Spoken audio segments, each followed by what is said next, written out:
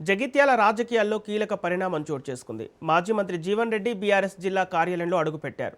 ఈ నెల 20న జగిత్యాల మోతే రోడ్డులో నిర్వహించనున్న భారీ బహిరంగ సభకు బీఆర్ఎస్ అధినేత కేసీఆర్ హాజరు కానుండగా సభ ఏర్పాట్లను జీవన్ రెడ్డి స్వయంగా పరిశీలించారు.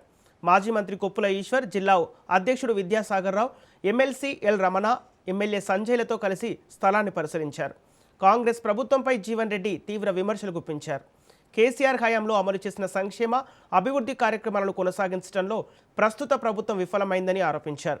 రాష్ట్రంలో మార్పు రావాలంటే కేసీఆర్ మళ్లీ రావాలని ప్రజలు కోరుకుంటున్నారని జీవన్ రెడ్డి తెలిపారు.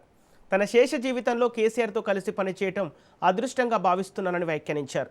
ఇక 1,00,000 మందితో భారీ సభ నిర్వహించేందుకు ఏర్పాట్లు చేస్తున్నామని బీఆర్ఎస్ నేతలు చెబుతున్నారు. దీంతో జగిత్యాల సభ రాష్ట్ర రాజకీయాల్లో కీలక మలుపు తిప్పే అవకాశంగా మారుతోంది. రెడ్డి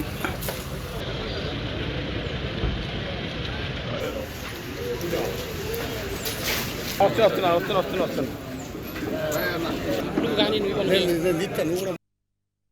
ప్లీనరీకి ముందుగానే ముఖ్యంగా ఉత్తర తెలంగాణ ప్రాంతంలో బీఆర్ఎస్ పార్టీ బలోపేతం ప్రధాన లక్ష్యంగా ఎంచుకొని ఇలా బీఆర్ఎస్ పార్టీ అధ్యక్షులు నాయకులు కేసీఆర్ గారు ఏదైతుందో వారు జగిత్యాలో సభ నిర్వహింపజేయడానికి సుముఖత వ్యక్తం చేయటం అందరం కూడా హర్షం వ్యక్తం చేస్తున్నాం.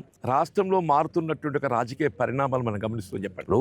ఎప్పుడైనా కానీ మనం మార్పు అనేది బెటర్ ఒక మంచి కొరకు జరగాలని చెప్పి కోరుకుంటామే. ఇలా 2023 సాధారణ శాసనసభ ఎన్నికల్లో అంతవరకు సుదీర్ఘంగా మరి తెలంగాణ రాష్ట్ర పురోభివృద్ధి కొరకు తెలంగాణ రాష్ట్ర ఉద్యమ నాయకుడైనటువంటి ఒక కేసీఆర్ గారు చేసినట్టుగా కృషి అందరం గమనించి కూడా ఏదైతుందో మరి ఇంకా మెరుగైన పాలన కావాలి అనే ఒక భావనతోని మరి అప్పుడు కాంగ్రెస్ పార్టీకి అవకాశం కల్పించడం జరిగింది. వారు ఆనాడు ఏదైతుందో రైతాంగానికి కేవలం మద్దతు ధర కల్పనే కాదు, మద్దతు ధర కల్పనతో పాటుగా పెట్టుబడికి తోడ్పడాలనే ఒక భావనతోని దేశంలో ఎక్కడ లేని విధంగా ఏదైతుందో రైతు బంధు కార్యక్రమాన్ని ప్రవేశపెడితే అలా రైతు బంధు రైతు భరోసా అనే ఒక నెపంతోనే ఏ విధంగా నీరుగార్చబడుతుంది, మధ్యలో 2 పంటలు ఏదైతుందో మరి అది అమలు చేయబడలేకపోవటం, ఇప్పుడు కూడా ఈ రబ్బీకి సంబంధించిన ఖరీఫ్ వస్తుంది, మళ్ళీ కొత్త ఖరీఫ్ వస్తుంది, ఇంతవరకు ఏదేదో రబ్బీకి సంబంధించినటువంటి ఒక రైతు భరోసా కల్పించబడలేకపోవడం చెప్పంటున్నా. ఇలా రైతాంగాన్ని ఈ దేశాన్ని పట్టాడు అన్నం పెట్టేవాడు రైతు అని చెప్పారు. అటువంటి రైతు పురోభివృద్ధి ప్రధానంగా ఎంచుకునేది ఎత్తుందో దేశంలో ఎక్కడ లేని విధంగా రైతు బీమా కార్యక్రమం అమలు చేసిండ్రు.